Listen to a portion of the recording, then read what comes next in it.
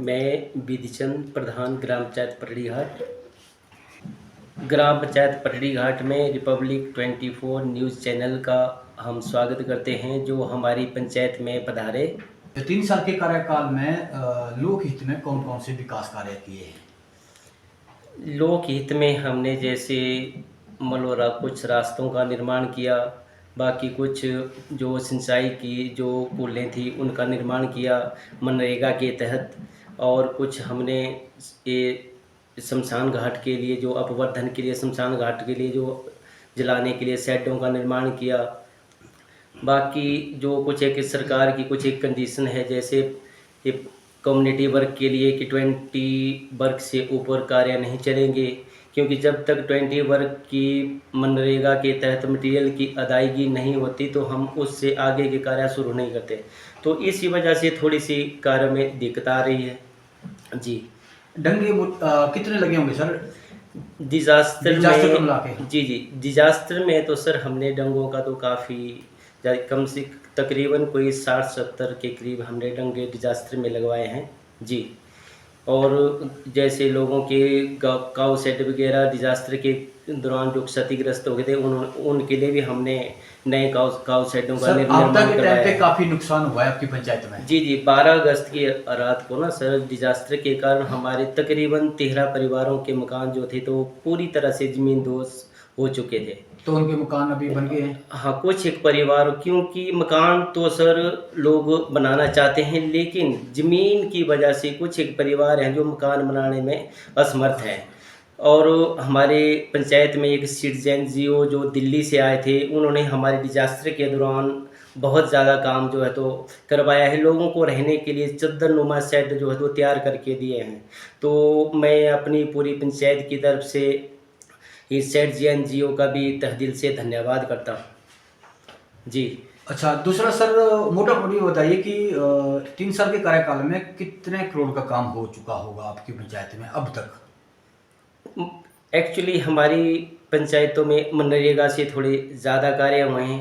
बाकी कुछ कार्य हमने जो विधायक निधि से करवाए हैं, कुछ जो हम तो डीसी हेड से कुछ पैसे लिए हैं, तो तकरीबन 5-6 करोड़ के करीब में हमने जो कार्य जो है किए हैं जी। रास्तों की व्यवस्था कैसी है आपकी? एक्चुअली हमारी पंचायत में मैक्सिमम रास्ते जो तो पहाड़ी एरिए में हैं, तो रास्तों का तो सर ऐसा भी रास्ते जैसे पानी के बहाव के कारण कुछ रास्ते बह भी जाते हैं, लेकिन रास्तों का जो काम है थोड़ा कम हुआ है, क्योंकि बहुत से लोग ऐसे हैं जो रास्ता नहीं बनवाना चाहते हैं। मैक्सिमम लोग चाहते हैं कि हमें जो है तो रोड की सुविधा से जोड़ा जाए। रोडों की व्यवस्था कैसी है?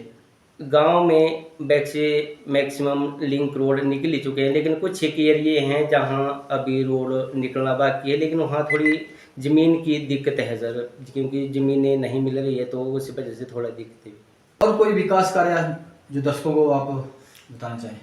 मैं आपके चैनल के माध्यम से सरकार को ये बताना चाहता हूँ कि जो हमारे मनरेगा के तहत जो 20 कार्य की जो कंडीशन लगी है वो हटनी चाहिए, क्योंकि इस वजह से हमारे बहुत से जो है सार्वजनिक काम जो अधूरे पड़े हैं।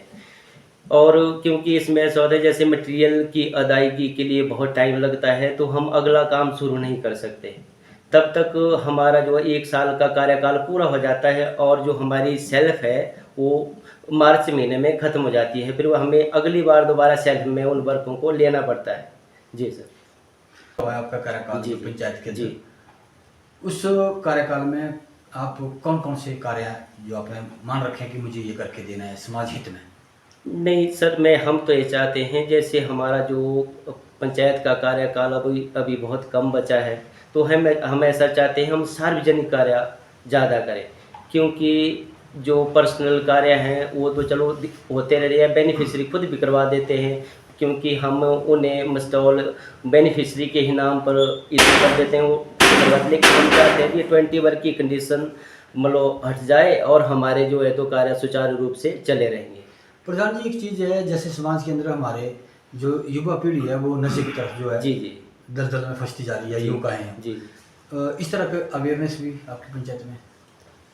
हमारी पंचायत में नशे से रिलेटिव थोड़े बहुत कम युवा हैं और ज़्यादातर पहाड़ी एरिया और यहाँ के लोग जो तो खेती बाड़ी में ज़्यादा व्यस्त रहते, तो इसी वजह से नशे का थोड़ा यहाँ कारोबार बहुत कम है और बच्चे थोड़े हेल्दी हैं और बिल्कुल वातावरण बिल्कुल अच्छा है हमारी पंचायत। बाकी हमारी पंचायत में जितने भी स्थानीय जनता है हमारी पंचायत के पूरे, तो हमारे हर काम में हमारे साथ कंधे से कंधा मिलाकर चलते हैं, तो हमें ऐसी कोई भी समस्या अपनी पंचायत की तरफ से नहीं है। समाज के विकास के लिए आप कोई बात रखना चाहेंगे समाज के सरकार के सामने? जी, मैं आपके चैनल के माध्यम से सरकार को ये बताना चाहता हूँ, जैसे डिजास्टर के दौरान लोगों के मकान जो है तो पूरी तरह क्षतिग्रस्त हो चुके हैं और सरकार द्वारा उन्हें जो तो उचित सहायता राशि भी प्रदान की गई है। इसके लिए मैं प्रदेश सरकार का भी धन्यवाद करता हूँ और मैं सरकार से ये गुजारिश करना चाहता हूँ कि जिन लोगों के घर मतलब पूरी तरह से ज़मींदोज़ हो चुके हैं उन्हें, क्योंकि उनके पास मकान बनाने हेतु अपनी ज़मीन नहीं है, तो बहुत से लोग ऐसे हैं जो मकान नहीं बना सकते जब तक उनके पास ज़मीन की व्यवस्था ना हो। तो और उन लोगों को प्रधानमंत्री आवास योजना के तहत मकान भी स्वीकृत हुए हैं, लेकिन ज़मीन ना होने के कारण वो मकान नहीं बना पा रहे हैं।